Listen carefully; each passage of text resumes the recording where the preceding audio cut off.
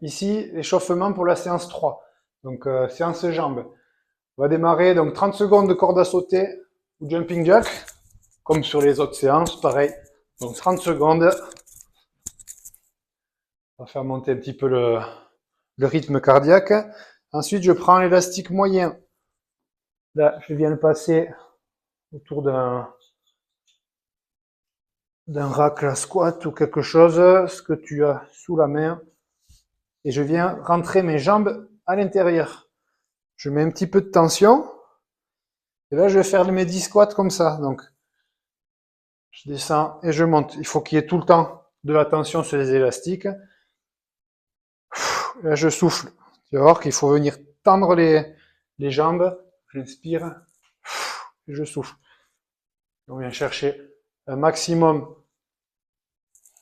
d'amplitude.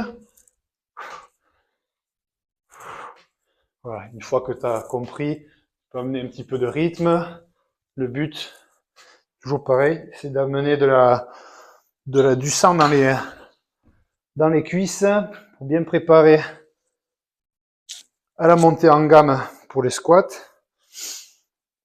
Ensuite, paf, ici j'ai des faits.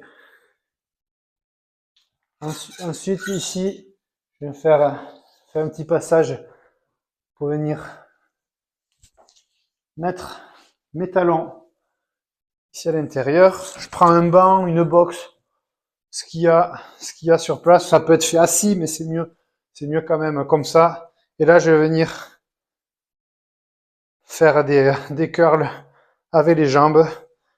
Donc, je viens mettre du sang au niveau des ischio-jambiers. Pareil, 10. Et je pose. Ensuite, après ça, je vais venir faire un petit peu de rotation de hanche. Donc, je vais monter mon genou, partir sur l'extérieur et revenir sur le côté. Ok, donc là, 5 d'un côté.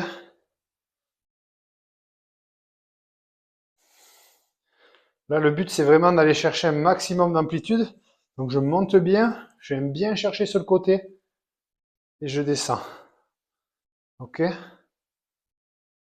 En fait, faut que ça soit difficile. C'est pas juste mettre du mouvement pour mettre du mouvement.